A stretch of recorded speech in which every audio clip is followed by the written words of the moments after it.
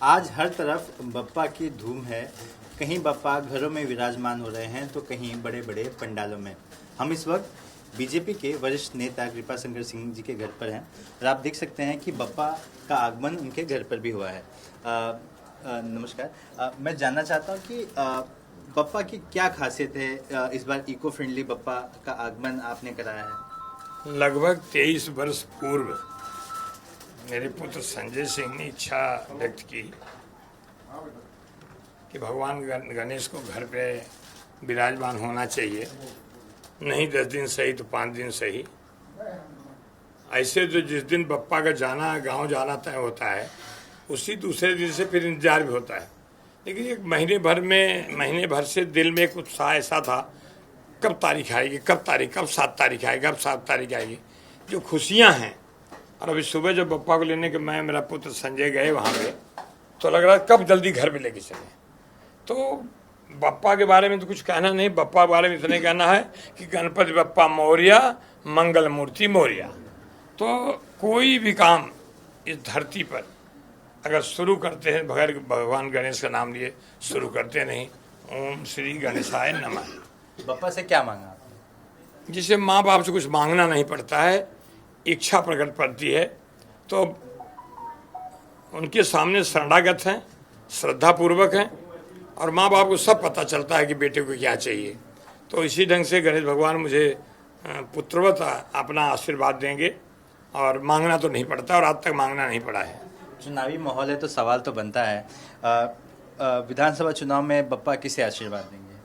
बप्पा उसी आशीर्वाद देंगे जो बप्पा की राहों पर चल रहा है। बप्पा की राह से जो अलग चलेगा उसको बप्पा कैसे आशीर्वाद देंगे? आप किसे निशाना लगा रहे हैं? आप समझ सकते हैं, देश में सनातन धर्म हो चाहे हमारा हिंदुत्व हो, वो हिंदुत्व सिर्फ किसी एक धर्म के लिए नहीं है, वो हिंदुत्व इस धरती पर जितने लोग हैं सबके लिए है। लोग अलग ढंग से समझे अलग बात है, बट मैं यही बप्पा के सामने प्रार्थना करूंगा कि हमारी हिंदुस्तान की संस्कृति, हमारा हिंदुत्व और वो जो लोग देवी देवता के रूप में अवतरित हुए हैं उन सब का आशीर्वाद मिले।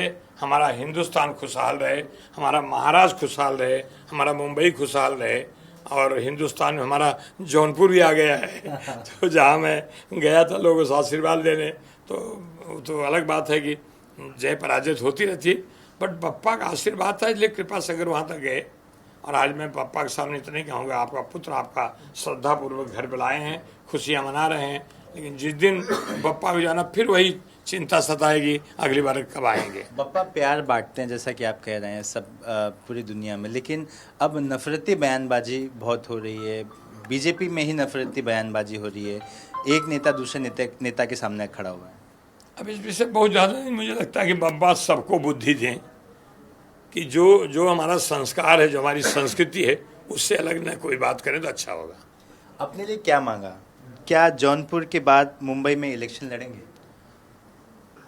ये बप्पा पॉलिटिकल डिसीजन नहीं देते, नहीं, बप्पा मुझे आशीर्वाद देते हैं कि हम उस रास्ते पे चलें जो रास्ता सुगम हो, कल्याणकारी हो। तो बप्पा से यही है, मतलब बप्पा से कुछ। अच्छा, अब इंटरव्यू खत्म हो रहा है, बप्पा से आप क्या कहेंगे कि जो आने वाले समय में चुनाव है तो उसको लेकर क्या कुछ इच्छा आप व्यक्त करते हैं लोगों के लिए, मुंबई वासियों के लिए, महाराष्ट्र के लिए? मुंबई खुशहाल हो, मुंबई की प्रगति जिस ढंग से चल रही है उस प्रगति को लगातार निरंतर ऐसे चलते रहे, और बप्पा से यही प्रार्थना करूंगा कि मुंबई खुशहाल होगा, महाराष्ट्र होगा, देश होगा। मुंबई हमारे देश की राजधानी है, इसलिए मुंबई में, महाराष्ट्र में आज आप देखेंगे कि करोड़ों लोग किस ढंग से झूम के नाच के बप्पा को ला रहे हैं। इसलिए बप्पा के चरणों में प्रार्थना करता हूँ कि जो भी प्रक्रिया चाहे लोकतांत्रिक हो चाहे राजनीतिक चलती रहे, लेकिन उसमें कहीं कोई गलत मार्ग से न जाए। और बप्पा के सामने एक ही प्रार्थना करता हूँ कि मेरे हाथ से कभी कोई गलत काम नहीं होने पाए।